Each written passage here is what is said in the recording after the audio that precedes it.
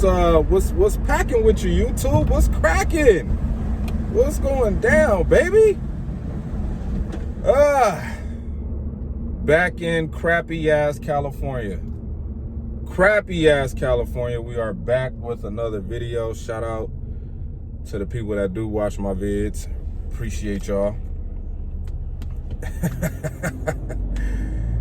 A lot has came out since the last time we talked about this Aaron Rodgers saga that I'm enjoying right now, and I'm just happy that, you know, people on behalf of Aaron Rodgers who know him, his friends, are starting to speak up on his behalf.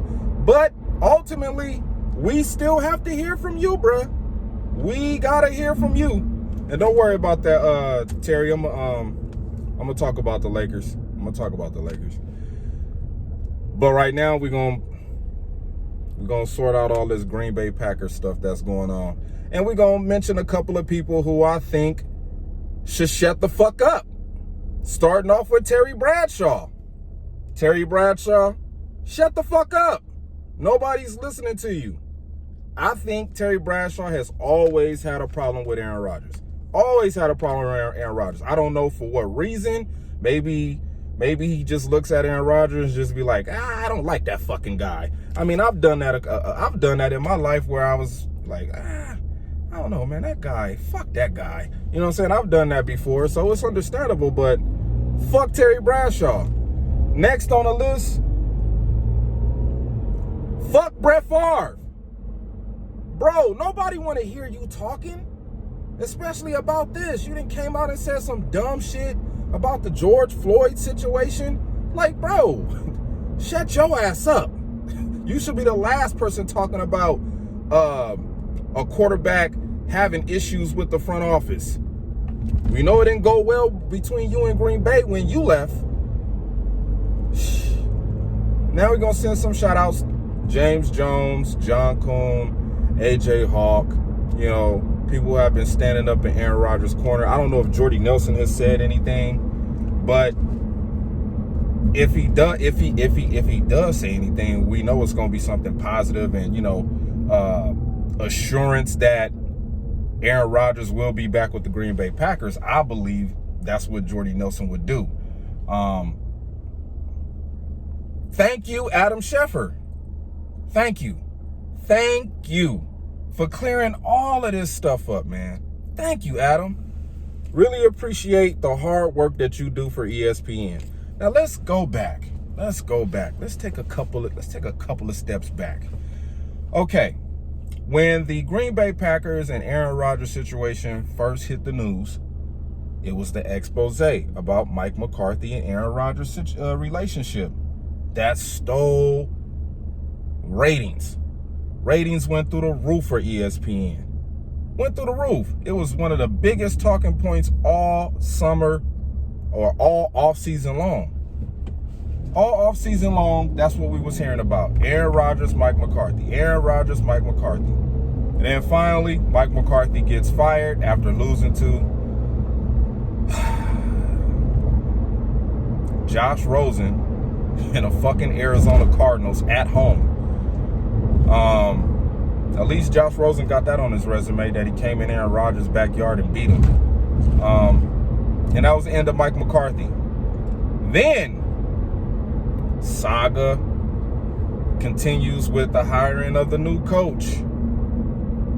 And apparently, from what Skip Bayless bitch ass says, Mark Murphy told Aaron Rodgers, don't mess this up, which I don't believe Mark Murphy would ever say some shit like that to Aaron Rodgers. Why would you say that to the guy that's been carrying your fucking organization for the last fucking 10 years?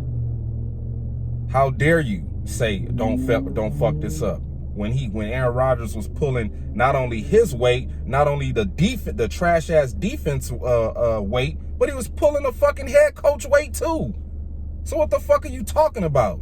Don't mess this up. I don't believe that shit. I think Skip Bayless is just using that shit as a poke at Aaron Rodgers. You know what I'm saying? Come on, dude. You gonna bring this fucking rumbling, bumbling ass motorcycle while I'm doing a fucking video? God damn. But anyway, So we have the where do we stop at? Oh, the hiring of Matt LaFleur and all this. Don't mess this up, Aaron. They didn't consult Aaron on hiring the head coach. You know, Aaron has been saying for those around that time that he's wanted more input in what the Green Bay Packers decisions was going to be about, you know, the direction of the team. So Matt LaFleur comes in, goes 13-3 all the way to the NFC Championship game, which I thought he should have been Coach of the Year, but you know, politics and the way that the script is written for the NFL, that didn't happen. Which to me, I believe Matt LaFleur is probably going to wind up winning the Super Bowl. So we have that happen. Aaron Rodgers, you know, he didn't have the greatest season the first year with Matt LaFleur as far as stats goes, but you know, the team showed how resilient it could be in games. We found ways to win. We made adjustments to find ways to win. You know, that was the great, I think that's the greatest skill set or skill that Matt LaFleur has, is adjusting to what the team, his opponent is doing, making the right kind of maneuvers and moves to pull out a victory, even if it's a close one or an ugly game. You know what I'm saying? At least we got a coach that know how to coach a game when it's mucked up.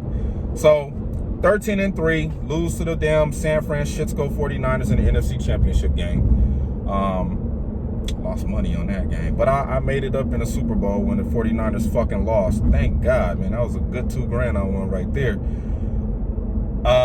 Then we come into the offseason again. Boom, draft day. With a 26th pick in the 2020 NFL Draft, the Green Bay Packers select Jordan Love, Utah State. And the media loses his mind. This is Aaron Rodgers' replacement. Aaron Rodgers' replacement, Jordan Love. Aaron Rodgers' replacement, Jordan Love. Aaron Rodgers' replacement. That's all you heard all through the media. You know what I'm saying? They're going to get rid of Aaron Rodgers. They're going to get rid of Aaron Rodgers. What does Aaron Rodgers do? Comes in that season through the 2020 pandemic season where he didn't have no off season. You know what I'm saying? Didn't get a chance to practice with the guys, get things going. Some guys didn't want to play. You know what I'm saying? Through all that, still threw 48 touchdowns, 4 interceptions, league MVP. Pump the brakes.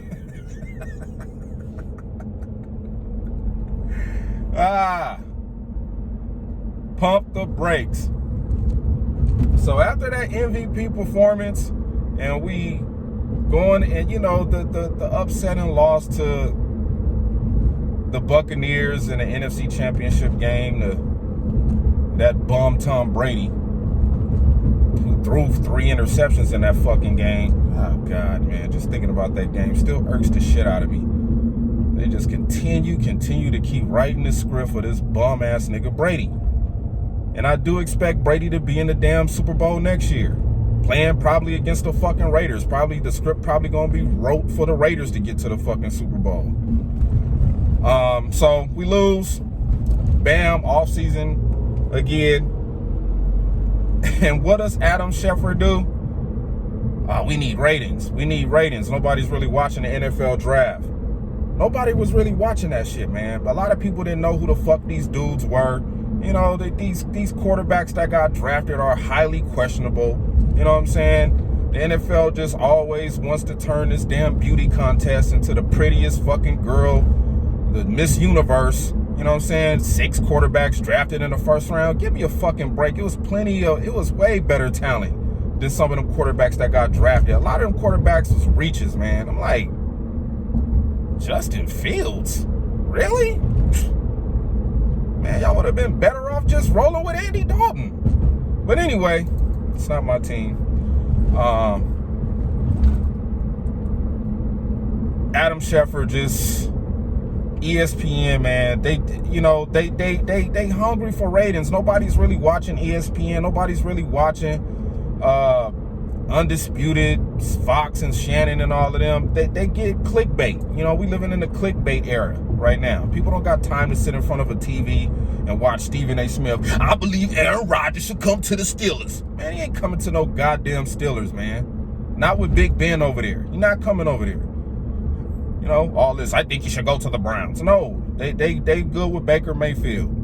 Now, one thing I will say,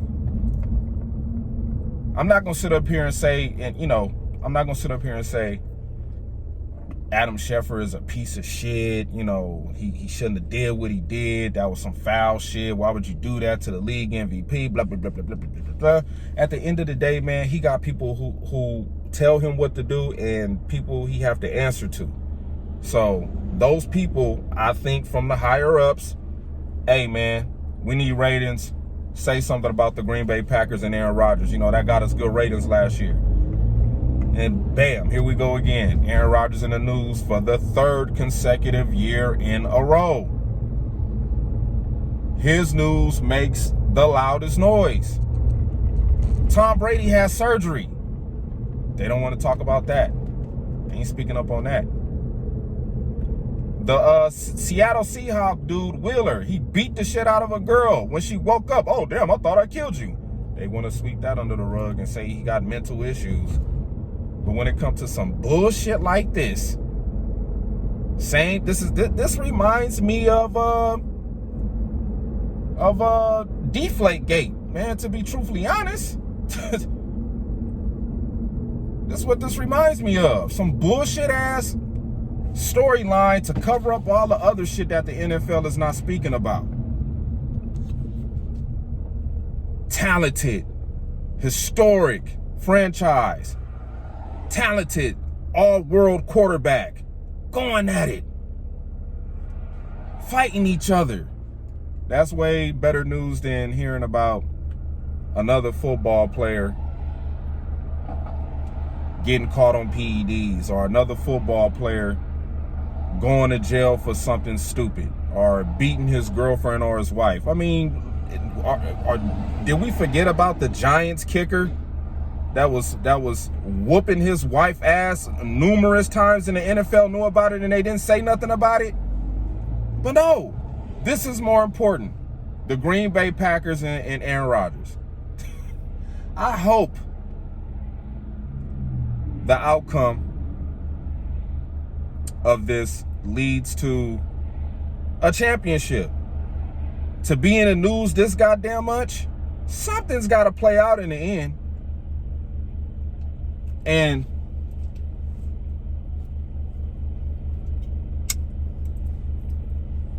whether that outcome be the Green Bay Packers and Aaron Rodgers mending their issues and working together, whether it's about money or not, whether it's about if he wants more say in decisions that get made, or he wants his input heard in the decision-making process with the higher-ups, the suits.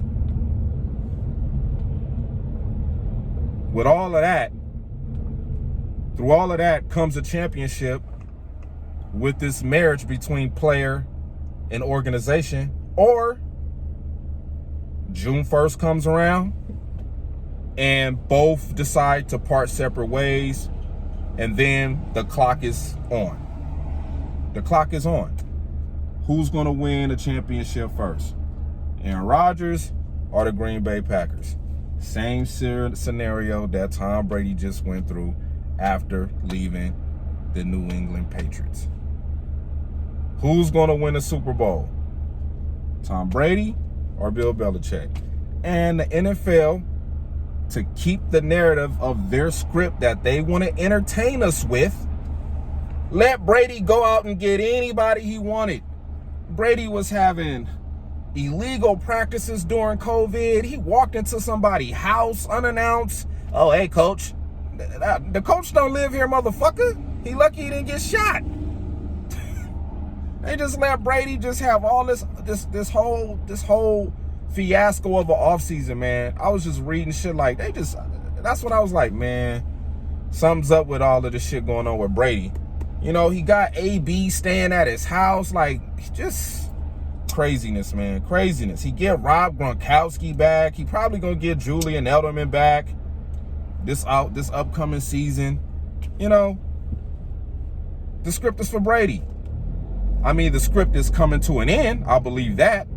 So this whole situation between Aaron Rodgers and the Green Bay Packers is far from done. We won't know anything until June 1st. So we just got to, you know, as Packer fans, hope that the Green Bay Packers and Aaron Rodgers make the right decision and work this thing out. Because I'll tell you this.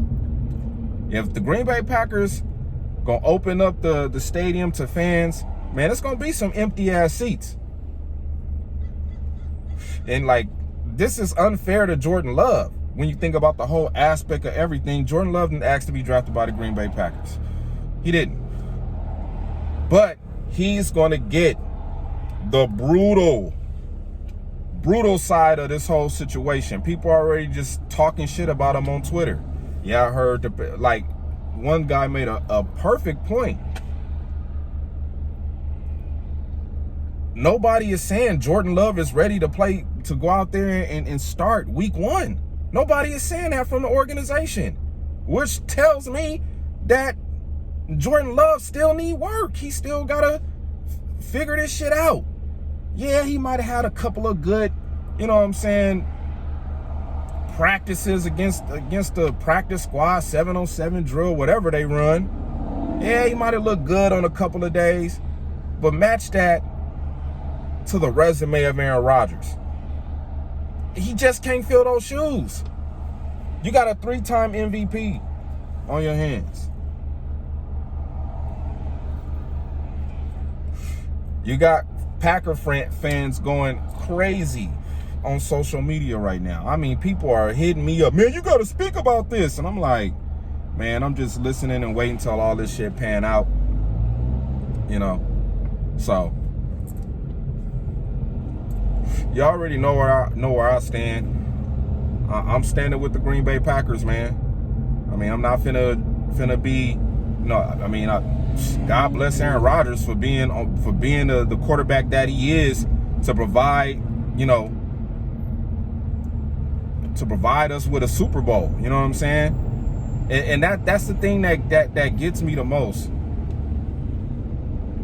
about this Aaron Rodgers situation, as far as like accomplishments and things like that. He's a Hall of Famer. What do most players talk about? What do majority of the players talk about the most? What is the biggest accomplishment to all of the NFL players? Going to the Hall of Fame. Going to the Hall of Fame. Yeah, the Super Bowls and stuff. Yeah, you want to win a championship. Yeah, most players want to make money. Most players don't care about a goddamn ring. Most players want to make money. Most players don't care about a ring until they start getting long in the tooth in their career. Then it's like, okay, look, I got to get something out of this. You know what I mean? So this video is going on long enough. I'm going to talk about the Lakers in the next vid coming up. So, peace.